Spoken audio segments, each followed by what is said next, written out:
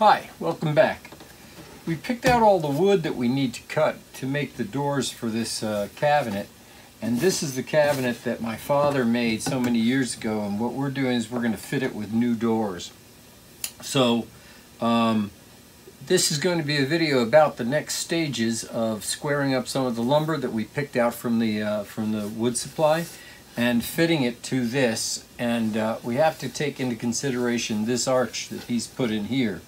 So we're going to get started with squaring up the lumber, checking the color to make sure that it's going to match what's existing here, and then we'll work into some of the design aspects.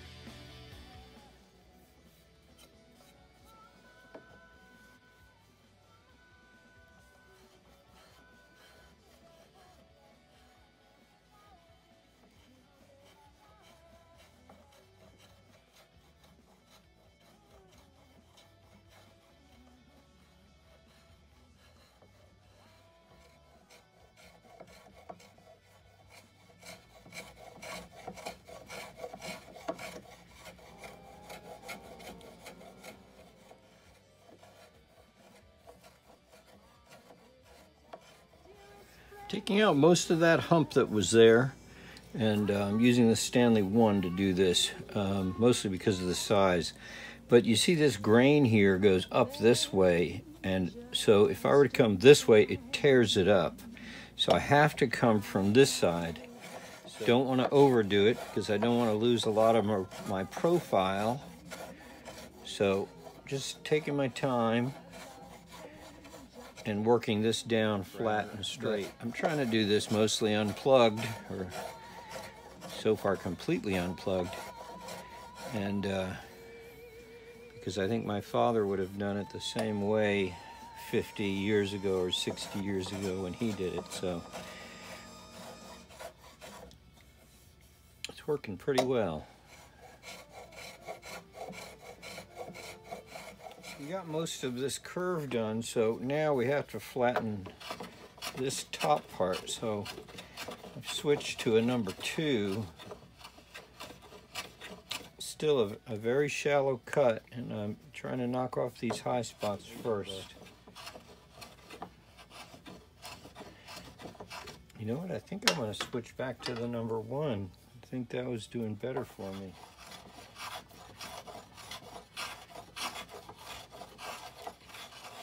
Much better because there's room to kind of turn the plane around in here.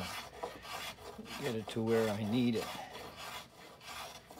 And again, this is one of those cases where because of the way the grain is going, I have to plane in certain directions or I'll get tear out.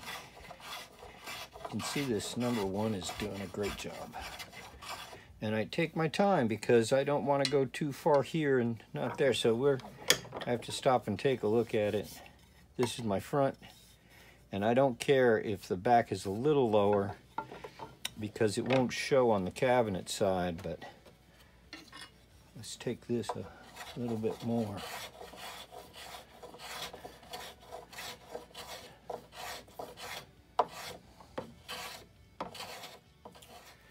So it's looking good. I've got a lot of this nice and flat in the front view, and right in here is some low areas that I'll double check. I have a little gouge there and a line here we have to take out. Now I've got to, when the coping saw left these marks and it's kind of rough. So I'm going to take a mill bastard file and I'm just going to work it down along that, keeping in mind that this is square and true, and wherever it's on an angle, it won't be. So I want to make sure that I'm taking it off, using this as a guide to set that, and working off those high spots first on this side, because I can tell they're not flat this way. So I'm taking off those high spots, feeding it off the flat and into that round. And this is a fairly fine file. I don't want to use anything rougher than that because I really don't want to scratch it up. I want to try to get it to a good finish. See here? It's pretty good. Then we'll match this one to this one here, and then we'll match these to here.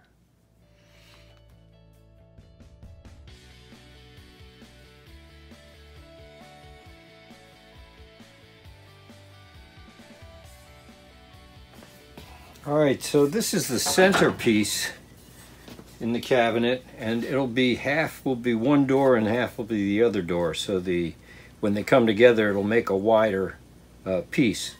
And I planed both sides here, and now I need to square up the sides. I got one side, so I have to do this other one. So I've noticed it's got two high spots here, and then it goes in, and you can tell by the shiny parts. So I'm bringing out my Spiers, and you can hear it cutting here and here. I won't talk during this next pass, and you'll see.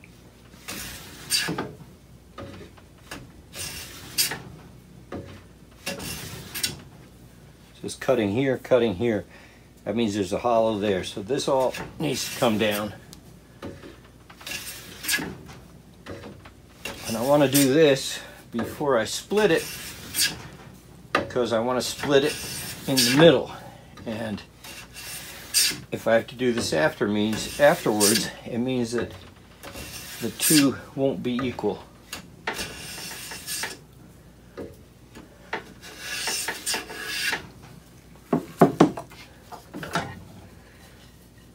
This little area in here, but I want to check my widths and make sure that I'm okay.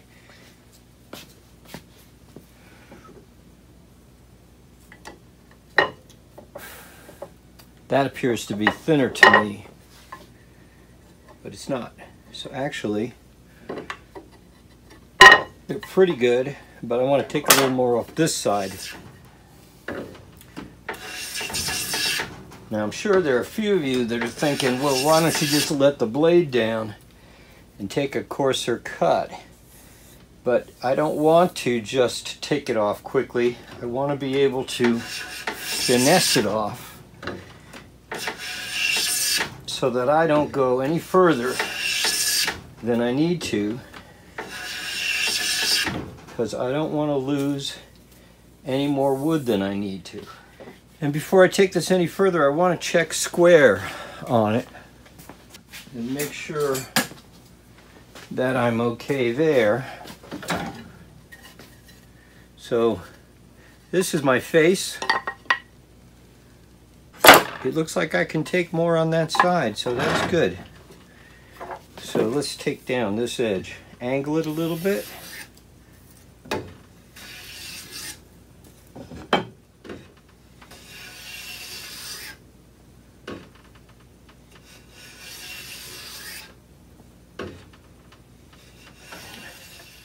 I'm saving myself sanding later because this is that's nice.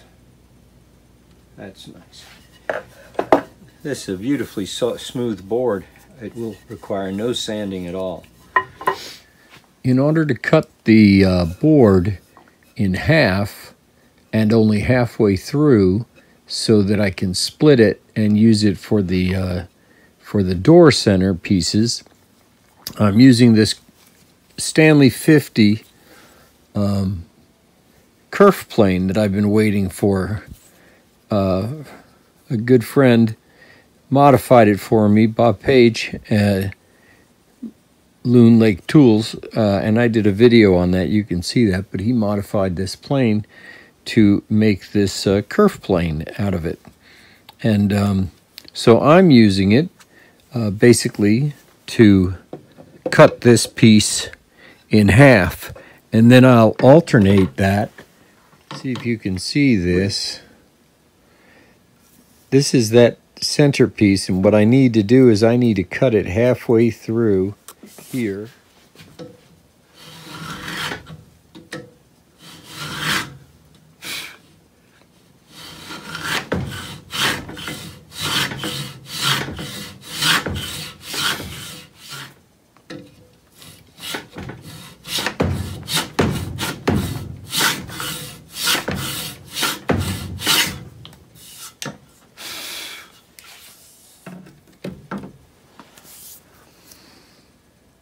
I've split the board for the center.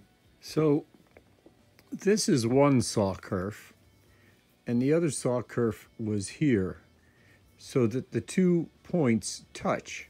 And then all I had to do is to twist it like this until it came apart. Then I came back with the rabbet plane and I deepened this surface here. So that was just a saw kerf thickness, and then I planed it down so that when the 2 doors come together, you see one will overlap the other and you won't be able to see through. But that's how, when I say that I split it, just doing a saw kerf and a saw kerf, but the 2 corners lined up like that. So all I had to do was do this little twist.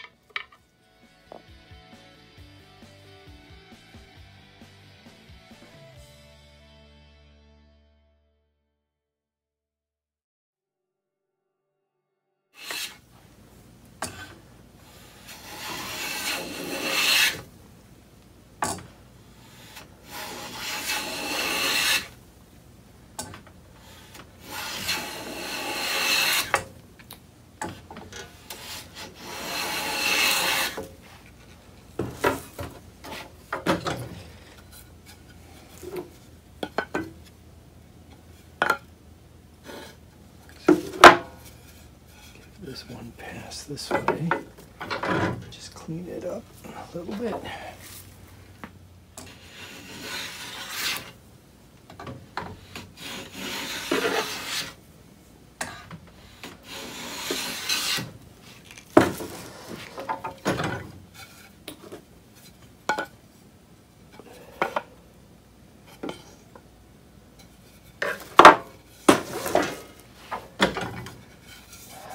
Nice.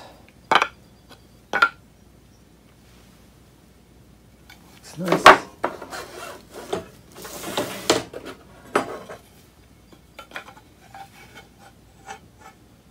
Nice.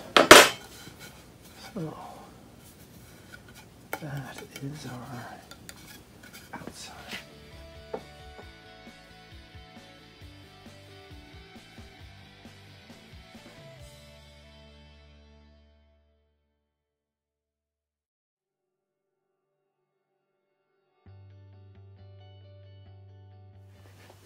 So let's see, I have the walnut, and I've scribed a line using that rule, and now I'm checking it with my square, and it is really good. So I'm going to use this little square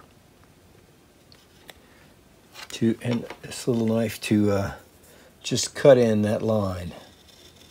So I cut it in. Couple of strokes. I'm not applying a lot of pressure because I want to just keep it nice and straight. And then there I have this little cut here. Now what I'll come back is with the chisel, and I'll come back in here and I'll angle it down so that my saw has a little ledge to cut to.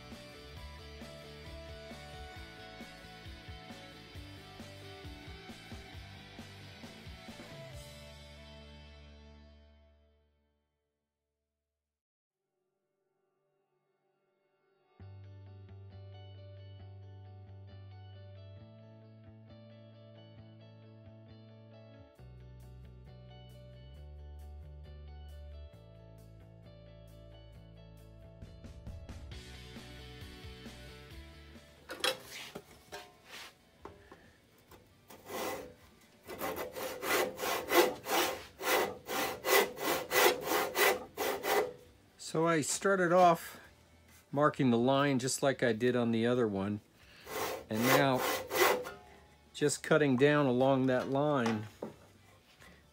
This was my pencil line, and I did a scribe here, and now I'm going to come in here down to my mark and turn this around and cut sideways.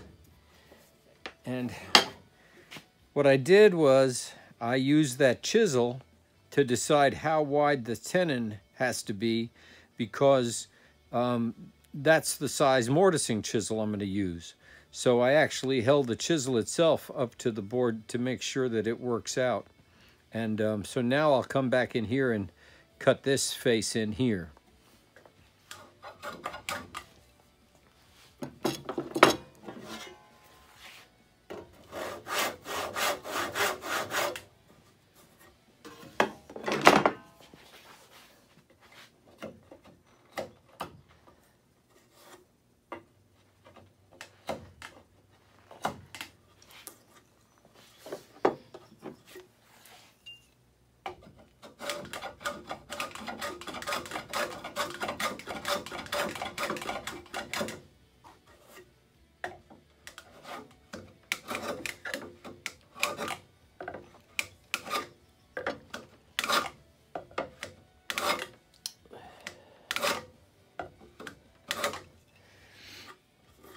I don't worry too much about this tear out, because we're going to come back in here and we're going to take out a portion of it. The big trick is first just to get the face nice and flat, and we can always trim it in a little bit later.